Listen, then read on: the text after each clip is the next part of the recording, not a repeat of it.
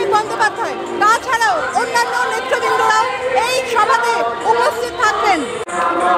আপনারা দেখতে পাচ্ছেন শয়ে শয়ে মানুষ, লাখো লাখো মানুষ এই জনসভাতে অংশগ্রহণ করার জন্য বিভিন্ন জায়গা থেকে এসেছে। বিভিন্ন জায়গা থেকে মানুষ এসেছে এই জনসভাতে অংশগ্রহণ করার জন্য।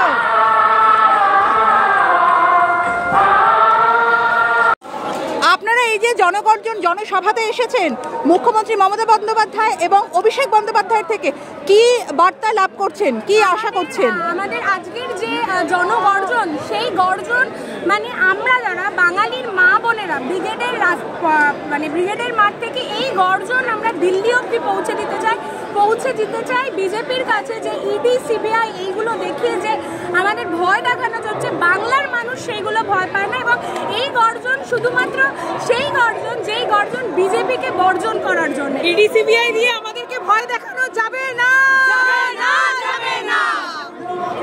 আপনারা দেখতে পাচ্ছেন এই মুহূর্তে জনগর্জনের বিভিন্ন জায়গা থেকে বিভিন্ন মানুষ অংশগ্রহণ করেছে। এখানে দেখতেই পাচ্ছেন বিভিন্ন কলেজের ছাত্রছাত্রীরা এসে এই জনগর্জনে অংশগ্রহণ করেছে।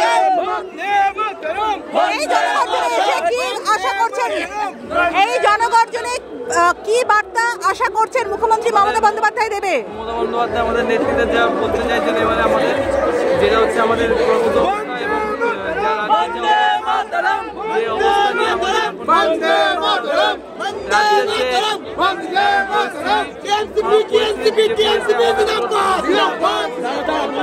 মুখ্যমন্ত্রী যেটা এখন যা বলবেন সেটাই আমাদের এখন করুন। আপনারা কোথা থেকে এসেছেন? আমরা বেলা বলে। দাদা, আজকে কি বার্তা এখান থেকে আশা করছেন মুখ্যমন্ত্রী দেবেন? শুধু আমার নেত্রী দেবে, এখনো অব্দি দেয়নি। হ্যাঁ, কিন্তু কি আশা করছেন? দলের পক্ষে যে বার্তা হবে সেটাই আমরা বহন করে নিয়ে যাব। আর অভিষেক বন্দ্যোপাধ্যায়ের কাছ থেকে কি আশা করছেন, কি বার্তা উনি দেবেন? এখানে তো নতুন অনেক চমক আছে শোনা যাচ্ছে, তো কি আশা করছেন? নিশ্চয়ই আছে। আমার দলের নেত্রী, আমার দলের নেতা যে বার্তা, অভিষেক বন্দ্যোপাধ্যায় আমাদের যুব আইকন, তিনি আমাদের যে বার্তা দেবেন আজকে সেই বার্তা আমরা বহন করে নিয়ে যাব বলেই আজকে এই বার্তা বহন করে নিয়ে যাব বলেই আমরা আজকে ব্রিগেডের পথে। ক্যালকাটা মেডিকেল কলেজের কর্মরত associate professor of psychiatry doctor Sharmila Sarkar, Bardhaman Durgapur থেকে বাংলার প্রার্থী, তৃণমূলের প্রার্থী কীর্তি আজাদ।